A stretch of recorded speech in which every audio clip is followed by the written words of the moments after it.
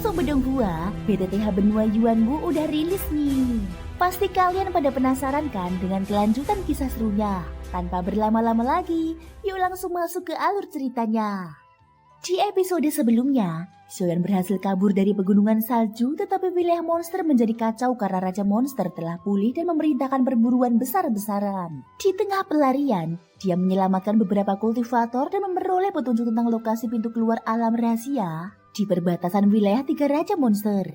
Namun petunjuk tersebut disertai niat pengkhianatan karena pihak lain berniat merampok Besuan Yang milik Xiaoyan. Saat dikejar dari belakang dan dihadang langsung oleh Xiang Wuhui, seorang yang mulia asal bintang 4, Xiaoyan menyadari tak ada jalan mundur dan memilih menghadapi pertempuran hidup dan mati. Melihat sikap Xiaoyan yang jelas-jelas bersiap mengerahkan seluruh kekuatannya, Xiao Xiu tak berani lengah sedikit pun. Sepasang matanya berkilat tajam, lalu jemari gioknya berputar lincah. Dalam sekejap, api hitam keemasan berubah wujud menjadi seekor elang roh berwarna hitam emas, seukuran telapak tangan. Dengan hembusan lembut dari bibir merahnya, elang api itu langsung melesat pergi, terbang dengan kecepatan luar biasa menyusuri jalur yang mereka lalui sebelumnya. Elang roh itu terbentuk dari api sumber api roh hitam milik Xiao Xiu. Kemampuan pengintaiannya mungkin tak sebanding dengan persepsi urat bumi milik Xiaoyan. Namun keunggulannya terletak pada sifatnya yang benar-benar tanpa jejak aura.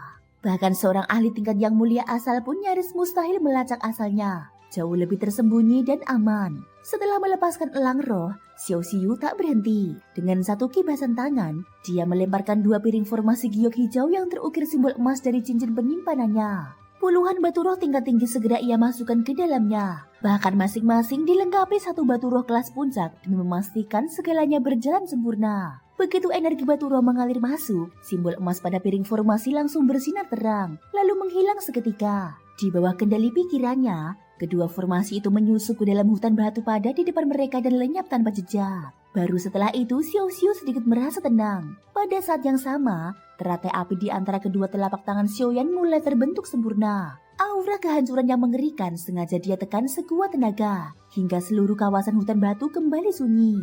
Hanya satu sosok di ruang yang berdiri di puncak batu tinggi, bernafas perlahan, memancarkan jejak kehidupan yang nyaris tak terdeteksi. Tiba-tiba, alis Xiao Xiu terangkat. Mereka sudah mendekat, paling lama seperempat jam lagi akan tiba di sini.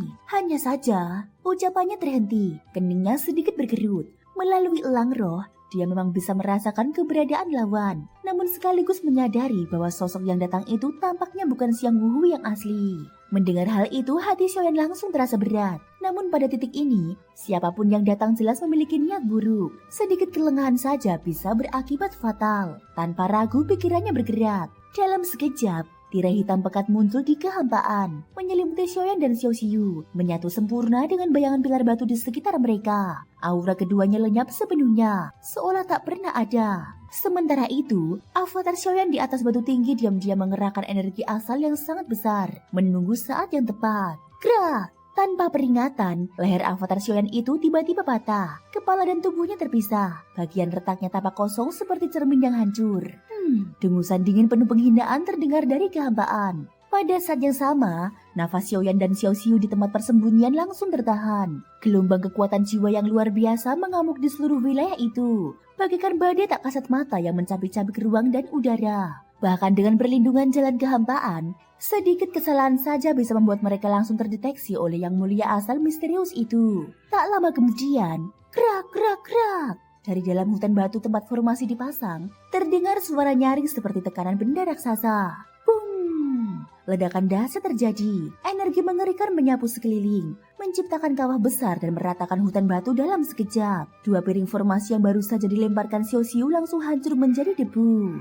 Hanya 2 formasi murahan dan 1 tiruan penuh celah. Berani bermimpi menghentikanku. Konyol. Suara menghina itu kembali terdengar. Di kehampaan, sebuah sosok berjubah hitam muncul entah sejak kapan. Berdiri di samping avatar Xiaoyan. Di tangannya, kepala avatar Xiaoyan diremas ringan sebelum menghilang sepenuhnya. Sorot matanya memancarkan niat membunuh yang dingin dan penuh keyakinan. Itu dia. Jantung Xiaoyan di tempat persembunyian langsung tenggelam. Orang ini jelas adalah anggota gerbang hantu yang sebelumnya pernah menyerangnya di kota Pil. Dan kekuatannya bahkan lebih mengerikan dari Xiang Wuhui. Sosok misterius itu memandang dingin ke bawah, lalu berbicara dengan suara tenang yang terdengar seperti ribuan bilah pisau menyapu langit dan bumi.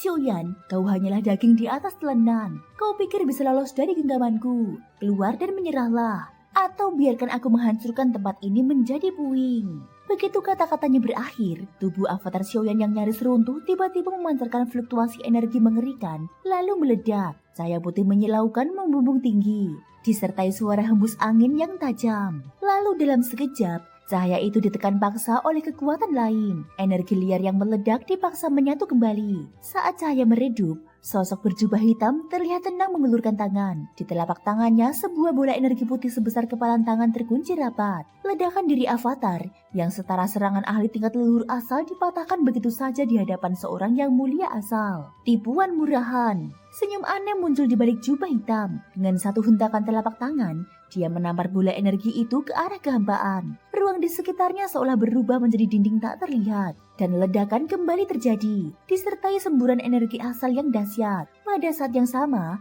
tubuh Raja Utara muncul di kehampaan. Ekor naganya yang besar diselimuti petir hitam menghantam dengan kekuatan penuh. Keras, ledakan keras mengguncang ruang. Sosok misterius yang sebelumnya tenang terpaksa mundur setengah langkah. Kilatan terkejut melintas di matanya.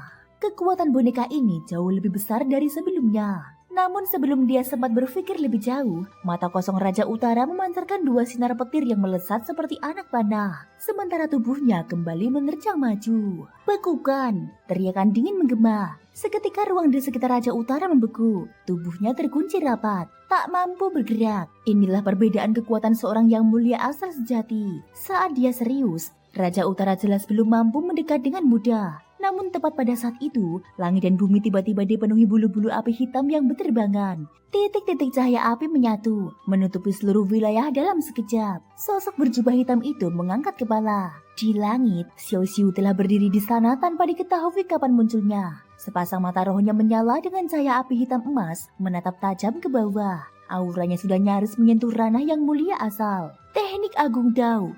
Cahaya langit api hitam. Tanpa menahan diri sedikit pun, Xiao Xiu berteriak dingin. Di punggungnya, sepasang sayap api hitam emas meledak terbuka. Api berkobar hebat. Cahayanya seterang matahari, menyatu dengan hujan bulu api yang turun dari langit, membentuk jaring api raksasa yang menutupi segalanya. Kekuatan Dao yang menindas meledak sepenuhnya.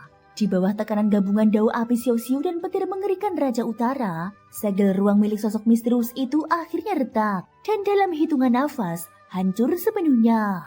Thank you guys sudah mendengarkan ceritaku di episode kali ini sampai akhir. Ikutin terus kelanjutan episode berikutnya ya. Terima kasih buat kalian semua yang udah subscribe, like, dan komennya. Semoga hari kalian menyenangkan. Sampai jumpa dan bye-bye.